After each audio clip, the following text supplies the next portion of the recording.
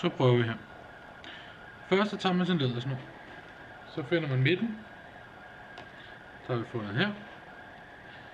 Så tager jeg min finger her. Og se. Så tager min finger og holder der. Selvfølgelig.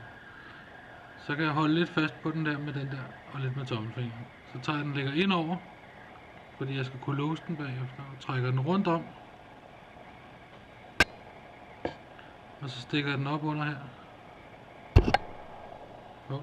Så har den hele vejen rundt.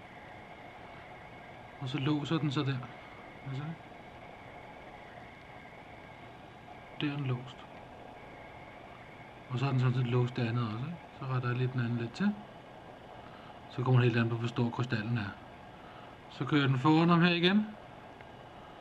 Rundt om. Og så skal jeg have den op under her igen. Fordi så låser den sig selv bagved den der.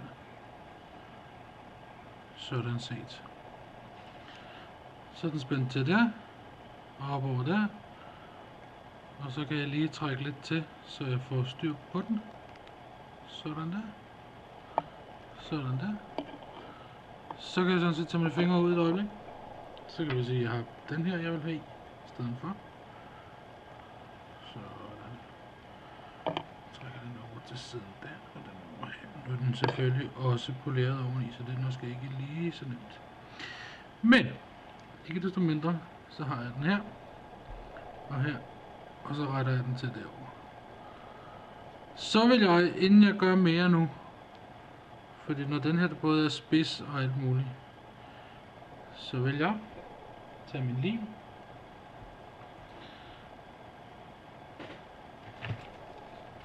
Her.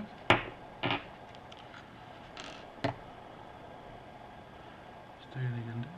Trykker den op der. Og så ser vi, at det er her, den skal sidde. Så tager jeg min lim.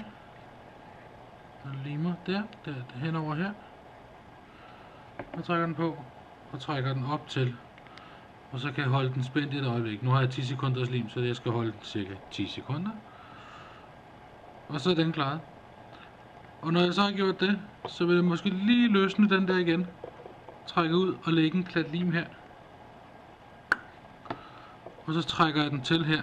Fordi så er jeg sikker på, at den ikke løber nogen steder. Og det samme gør jeg så i den anden side. Og så har man et koncept, der er låst af sig selv, ikke? Det er låst af sig selv, men det er mere, når tingene er spids hernede i bunden, at den så smutter. Så. Det skulle være lige til.